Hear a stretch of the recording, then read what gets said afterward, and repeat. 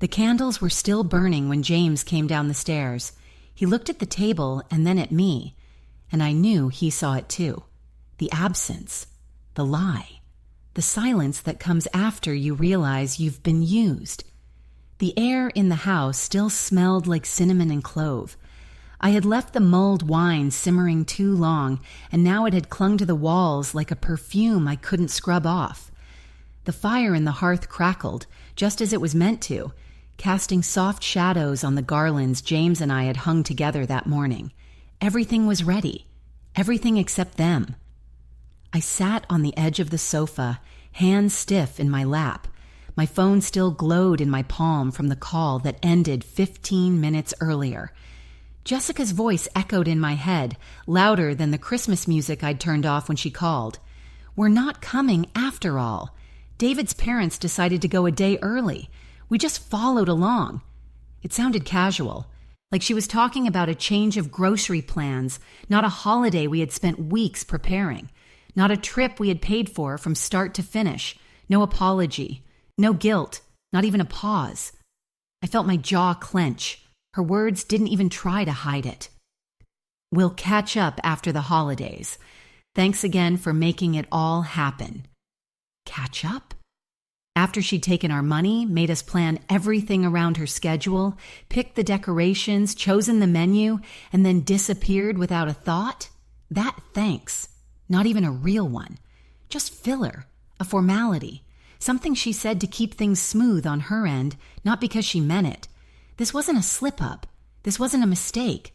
This was a decision, a clear, selfish choice. The last time we talked, she'd asked if we could upgrade the chalet. "David's mom has back problems," she'd said. "Can we make sure the beds are good? And maybe see if there's room for a private chef, just for a few meals? She gets overwhelmed." No concern about us. Not once did she ask if we'd be comfortable. Not once did she say, "What would make you happy, Mom?" And I had said yes, of course.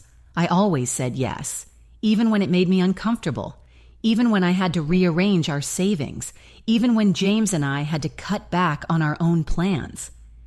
2 days before the trip, she'd asked me to confirm if the kids' snow gear had arrived at the chalet. I had. I had triple-checked it. I had called the delivery company twice. I had even sent her a photo of the confirmation email. "You're a lifesaver, Mom," she'd texted. "Seriously, I don't know what we'd do without you." Now I did know. What they'd do without me was take the trip without a word. They would lie, avoid, pretend, and smile in pictures while I sat here, surrounded by the holiday I had built. She didn't ask if we were okay with it. She didn't say sorry. She didn't sound hesitant or regretful. She just assumed it would be fine, that we would understand, that we would quietly stay behind, like we always did. Jessica's voice had that tone again, soft but firm, sweet but final. The kind of tone that closes doors while pretending they're still open. You understand, right? This is a family trip. Family? That word stabbed deep. Were we not family? Did we stop being family when we stopped being useful? I looked around the living room. Every piece of it had Jessica's fingerprint on it. The wreath, she picked it. The garland, her suggestion, the color scheme, white and silver, because she said gold looked dated. I had wanted to bake gingerbread the old-fashioned way, but she said her kids didn't like the spices. So I made sugar cookies instead, 3 dozen of them. She said her kids liked stars, so I shaped them that way. Emma liked to help with sprinkles, but she hadn't been here to help. I walked into the dining room and saw the chairs, 6 of them. I had placed little name cards on each one. I had folded the napkins into tiny red stars. I had filled the candy jars with the treats her kids liked. I had put booster seats on 2 chairs, even though they didn't need them anymore. Emma always asked to sit next to me. She liked my stories. She said they were better than cartoons. But maybe she wouldn't remember them anymore. I went back to the kitchen. The oven light was still on. The roast was resting, perfectly timed. The cranberry sauce was cooling. The table was set. The tree lights were glowing. And no one was coming. I wasn't just disappointed. I was humiliated. Not because I was alone, because I had allowed it. because I had let her do it again and again, and I hadn't seen it until now. Jessica had always been charming, that kind of charm that made people do things, that made you feel special, even while she took from you. Only you understand how to make things special, Mom. You're the only one who gets me. You're so generous. It blows my mind. She didn't say those things for love. She said them for leverage, and I fell for it every time. This time, I gave her everything. Not just money, not just help. I gave her Christmas. I gave her memories. I gave her our presents, and she gave us silence. Not with hatred.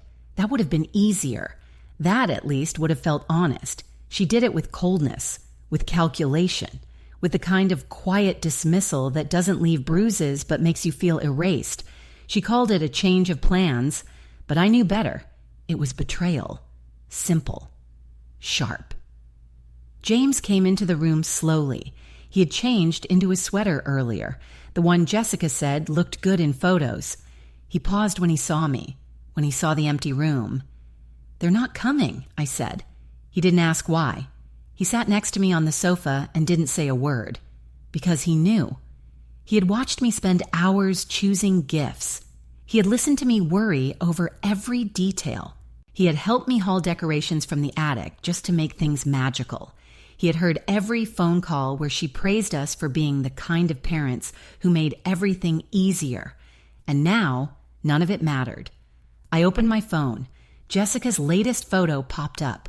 The caption, "Dreams do come true." I stared at it. Her smile, the way she stood in the middle, cozy and proud, like she had earned that moment. David beside her, his parents smiling, the boys holding mugs of cocoa. There was no room for us in that picture. Not even a mention, not even a fake thank you. I zoomed in and saw the scarf around her neck, the one I knitted. She said it made her feel like home. But there was no home in that photo, not ours at least. I turned off the screen, sat back, and let the silence grow heavy again. And then something shifted. I wasn't sad anymore. I wasn't confused. I wasn't hurt. I was awake. She had used us, and I wasn't going to pretend I didn't see it anymore. I didn't sleep that night. James eventually drifted off on the couch, still in that blue sweater Jessica said brought out the color in his eyes. I stayed in the kitchen. The lights dimmed, my hands wrapped around a lukewarm cup of tea I never drank. I kept going over every detail, every word, every moment leading up to the phone call, and each time it felt worse. I remembered the way Jessica had asked us to book the trip, not gently, not with warmth. It had started with a crisis. "David's parents had to cancel their Hawaii plans," she'd said. "They're really upset." I was thinking, maybe we could all do something together instead, like a snowy Christmas, all of us. All of us. I asked where she had in mind. She sent a link within minutes. A luxury chalet. Over budget. She said, "It's just a dream idea, but imagine how magical it would be." Then came the hints. "We can't really afford it this year. We've had a lot of expenses. David's dad's back surgery, the school fundraiser." I asked what her portion would be. She paused, then said, "It would be easiest if it came from one card. Can we maybe use yours and we'll sort it out later?" Later never came. She told me she'd do all the planning, but every decision fell back on me. The decorations, the menu, the itinerary, even the kids' travel kits. "You're just so good at these things, Mom. I always feel calmer knowing you're handling it." It wasn't flattery. It was grooming. Each compliment was a little rope she tied around my sense of obligation, and every task I accepted was another knot. By the time the trip was fully booked, by the time I'd reworked our retirement fund to cover the balance, I didn't even realize I'd been trapped. I thought I was being generous. That's the word she used. "You and Dad are just generous souls. That's what makes our family work." No. What made it work was that we didn't complain. When I tried to ask about the in-laws being involved, she said, "They don't get to see the kids that often. This means a lot to them. We'll still get our moments. I promise." But I knew, even then, what our moments meant. We'd be babysitting while they had wine tastings, watching the boys while David and his parents hit the spa. Just like every Thanksgiving, every birthday, the roles were already drawn, and I had always played mine. But sitting there in the dark kitchen, I felt it.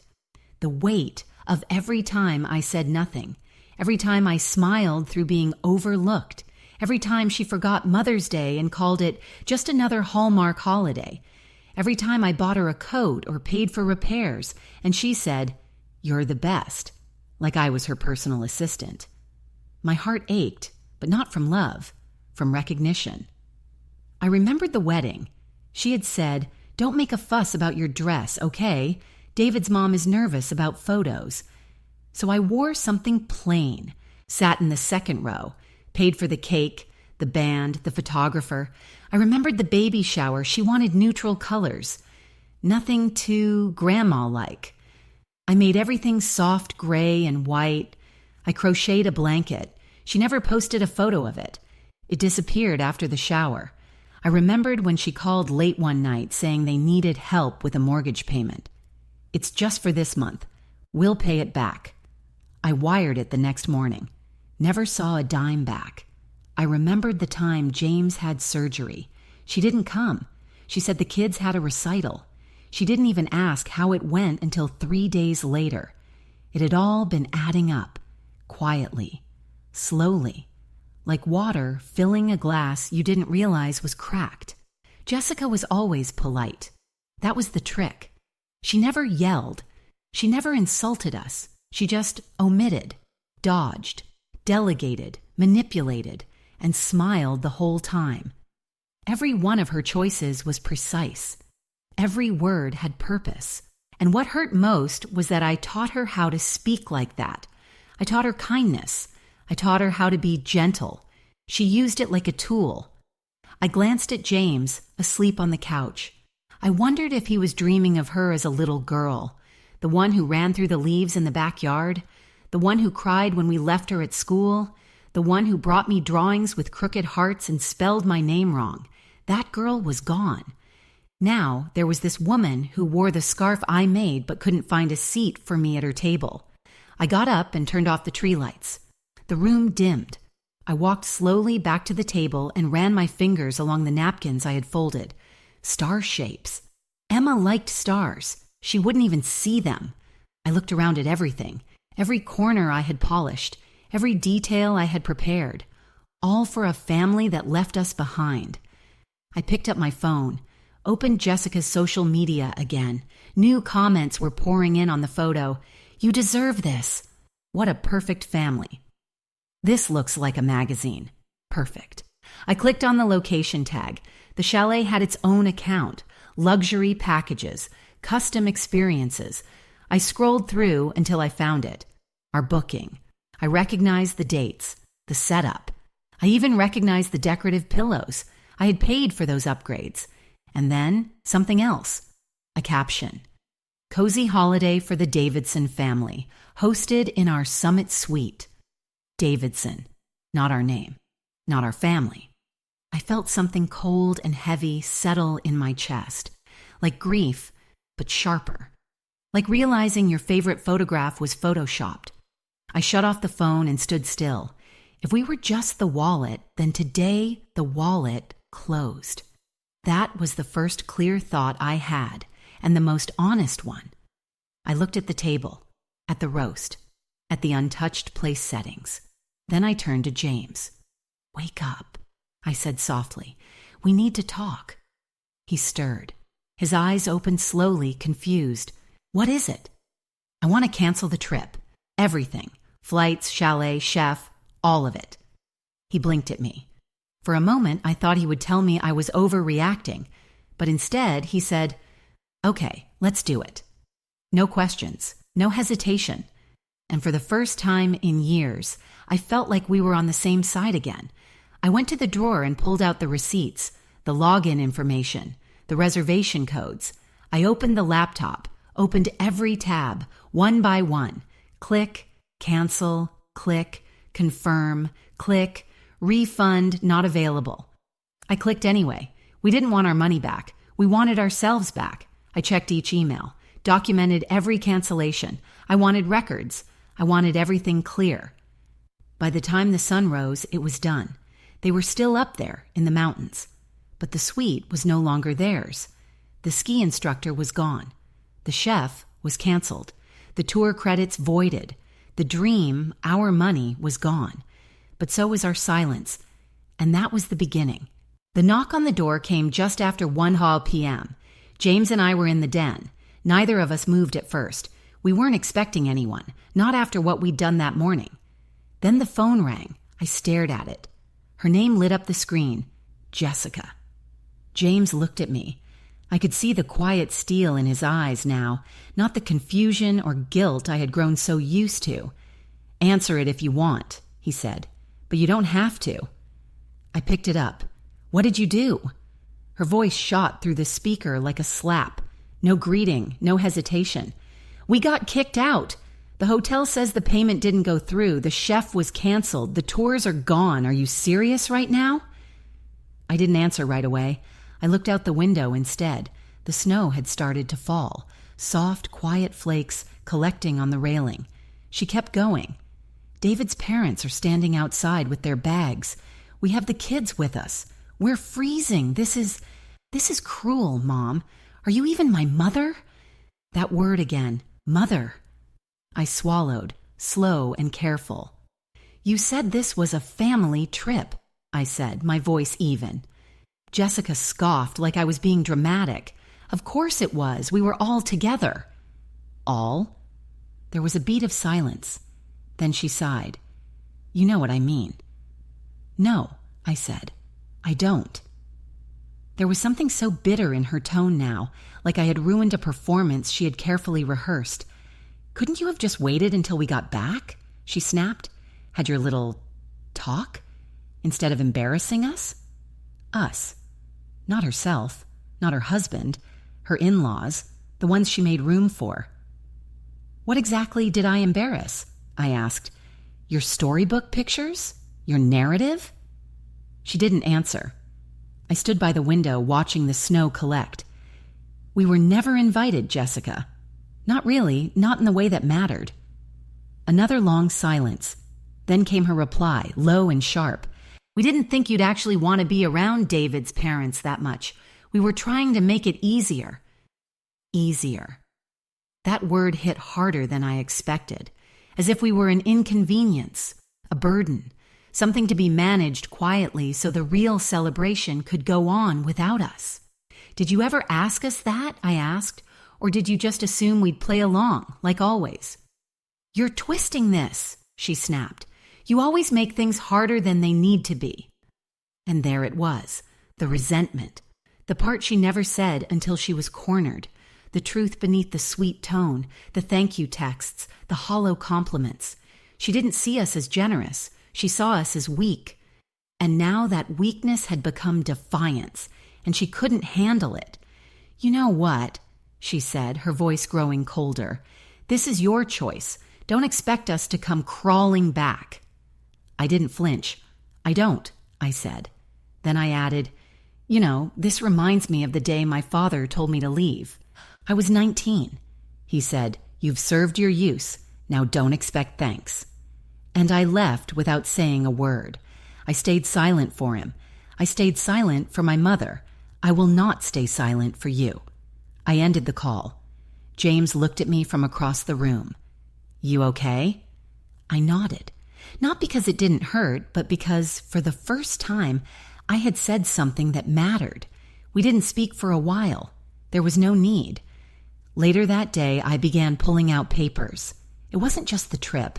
It was everything. The accounts, the documents, the shared access we had handed over the years. Jessica had power of attorney for some of our affairs. We had signed it after she insisted it would make emergencies easier. "We just want to make sure we can help quickly if something happens," she had said. James and I had nodded. It felt logical at the time, but now I saw it differently. Not a safety net, a rope. We started a list. What needed to be updated? What accounts she had access to? What documents were still in her name? James called our financial advisor. I emailed the estate lawyer. One by one, we began the process of unraveling the strings we had once given freely. Each call, each form filled, felt like a piece of ourselves returning. The process took hours. We opened files we hadn't touched in years.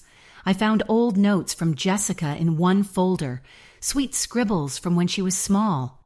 "Mommy, you are the best cooker. I love you bigger than the moon." I held one of the notes for a long time. I didn't cry, but I let myself feel it. Not sadness, grief. Because it was finally clear. The girl who wrote those things was gone, and the woman who replaced her, she saw me only as a transaction, and yet I had to choose peace.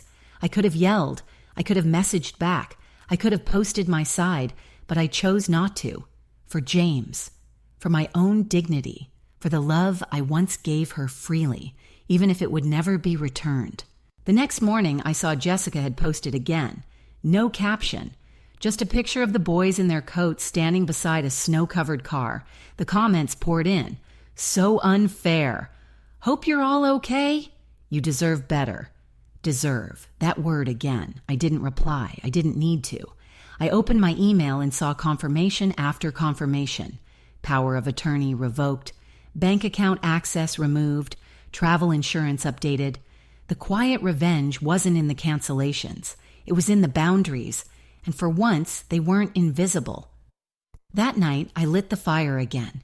We reheated the roast, opened the wine, just the two of us. And the silence felt peaceful, not lonely, because this time, we had chosen it, and this time, we were choosing each other. I woke up before dawn, not out of anxiety, not from nightmares. I simply didn't need to sleep anymore. My mind was sharp, clear.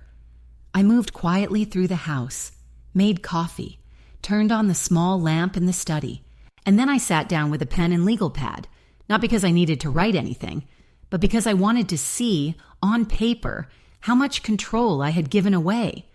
The list was longer than I expected. Jessica had her name on the emergency contact forms, the health directives, even a copy of the house key. James joined me just as the sun rose. He placed a quiet hand on my shoulder. We didn't speak. We didn't need to. That silence between us had changed. It was no longer built from fear or exhaustion. It was steady now, strong. That day, I went to the bank, in person. I smiled at the teller, showed my ID, requested an account freeze, changed security questions, removed all secondary users. She asked, "Would you like to remove your daughter from the authorized card?" I looked at her. "Yes," I said, "please do that now." I expected to feel guilt. Instead, I felt something steady, like closing a door that had been left open too long. That afternoon, we met with the estate attorney. We sat down in the small, warm office we hadn't visited in years. Photos of smiling families lined the wall. I stared at them longer than I expected. "Who has copies of your current will?" the attorney asked. "Only Jessica," I said. He nodded, calm. "Do you wish to update the beneficiaries?" James and I looked at each other. "Yes," I said, "and we'd like to include instructions. Everything passes through a neutral executor. No family members." It wasn't about revenge. It was about peace. I spent the rest of the week pulling things back, quietly, form by form, entry by entry. I didn't post about it. I didn't announce it. I didn't even tell friends. But I kept records, not out of spite, but because I knew what would come next. And it did. The messages came rapid fire. Jessica's husband wrote first, "Angry. What game are you playing? Do you think this makes you look strong? You're punishing your own grandchildren." His mother chimed in via group text. "We always welcomed you, even when it was awkward. This is how you repay us?" Jessica's voice messages turned from defensive to furious. "This is betrayal. You don't get to make these decisions without talking to me." Another text. "You're tearing the family apart for what? Because you didn't get your picture-perfect dinner?" Then came the guilt tactics. "I told the boys you were sick so they wouldn't think badly of you. Don't make me regret that." James heard that one and looked at me, stunned. "She told them you were sick," he repeated. I nodded. I didn't even have the energy to be shocked. They were scrambling now. Jessica sent a final voice note that night. "I have always taken care of you. Every time something happened, I was the one who stepped up. And now you make me out to be the villain? This is toxic, Mom. It's toxic." Then came the calls from extended family. Cousins who hadn't spoken to us in months suddenly left voicemails. "Jess says you're cutting her out completely. That true? Are you really doing this over a vacation? You know she's been under a lot of stress. Maybe you could be the bigger person." One even added, "She told me you're struggling with memory issues. Should we be concerned?" That one chilled me. James and I sat in the kitchen later that evening, reviewing the updated estate documents. We looked over the bank summaries, the new insurance policies, and the notification that all digital permissions had been reset. Freedom didn't just feel warm, it felt earned. And then something happened that I didn't expect. Jessica showed up again, but this time, she didn't come alone. She brought David and his parents. They didn't knock gently. David banged on the door. "Open up, we deserve an explanation." James stood still. "Don't," I whispered. David's mother shouted from the porch. "We treated you like family. We let you into our Christmas. And this is how you repay kindness?" Jessica's voice cracked. "You're embarrassing yourselves. You think this is dignity? It's stubbornness." Inside, I breathed slowly. I remembered every ignored message, every slight, every thank you that felt more like a receipt than gratitude. Now they wanted access again, not to reconnect, to reassert control. I stayed quiet. James didn't move. David kicked at the step and muttered loud enough to hear, "This is pathetic." His mother added, "You're ruining your family. For what? Pride?" Finally they left, and we sat back down at the table. "I think we need to finish what we started," I said. James nodded. "Let's write the letter." We drafted our final message, one that would go out to all involved, not out of spite, but to create a record, a line in the sand. We kept it short, polite, firm. "We will no longer be available for financial support. All accounts and documents have been updated accordingly. Please direct any questions to our legal representative. We wish you all well." We sent it, blocked the numbers, archived the threads, and then... But the most unexpected thing happened a week later. To be continued. It started with silence. Not the kind that's peaceful, like the quiet of a snowfall. This was a strange, uneasy silence, like the breath people take before throwing a punch. We didn't hear from Jessica for a week. No calls, no texts, not even a passive-aggressive comment through extended family. Just nothing. James and I waited, each day expecting a new tactic. But instead, the silence stretched, heavy and unnatural. Then, on the 8th day, something arrived in the mail. It wasn't handwritten. It wasn't from Jessica. It was from a law office we didn't recognize. Inside was a single-page letter. "Jessica Matthews requests an immediate review of the changes made to your estate and account authorizations." That's when it hit me. She wasn't done. Not even close. I stared at the paper in my hands, not because I didn't understand what it meant, but because I did. She was escalating, trying to make this about legality, about fairness, as if somehow we had done something wrong by taking back what was always ours. I felt it again, that deep resentment crawling up my spine. It wasn't anger at the letter itself. It was what the letter represented, that even now, after everything, Jessica believed she had a right to us. Not our love, not our time, just our resources. We called our attorney immediately. He was calm. "You've done nothing illegal," he reassured. "She's bluffing. She's trying to scare you into reversing course." But it didn't feel like a bluff. It felt like an attack. And not just on our decisions, on our dignity. That night, James and I sat down again, just the two of us. I made tea. He turned on the fireplace. We didn't speak for a long time. Then he said something that made me freeze. She doesn't miss us. She misses control. And it was true. I remembered every birthday we funded, every emergency bill we paid without hesitation, every babysitting night, every last-minute drive across town, and how, each time, she would say, "Thanks, Mom. You're a lifesaver." Not, "I love you," not, "I'm grateful," just, "You're a lifesaver." It had never been a relationship. It was a transaction. 2 days later, Jessica called. The number wasn't blocked anymore. She must have used someone else's phone. I didn't answer. She left a voicemail. Her voice was calmer, but still cold. "I just think we need to clear the air. You overreacted. I'm willing to forgive if you can admit you went too far." Forgive? I nearly dropped the phone. She was offering forgiveness. For what, exactly? For not letting her lie to us again? For not continuing to bankroll her idea of a perfect life? The gall of it made my skin crawl. I saved the voicemail. Then I sat down and wrote a letter. Not to her, not to the lawyer, but to myself. A list. All the moments I had ignored. All the words that stung but I let slide. When she said, "Let's just do it at David's parents' place. They're more festive." When she forgot to mention our names on holiday cards. When she asked for help and then didn't return our calls until she needed more. Every action, every slight.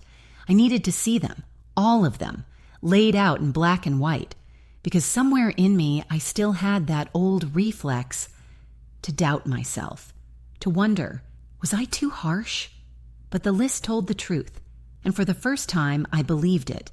Then came the final blow. One morning a box appeared at our door.